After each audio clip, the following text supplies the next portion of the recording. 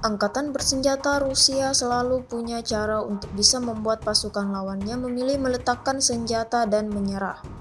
Terbukti dalam sebuah video yang ramai beredar di media sosial Telegram pada Selasa 29 Oktober 2024. Dalam video tersebut dapat dilihat bagaimana rangkuman aksi militer Rusia saat menangkap personel dari kelompok musuhnya.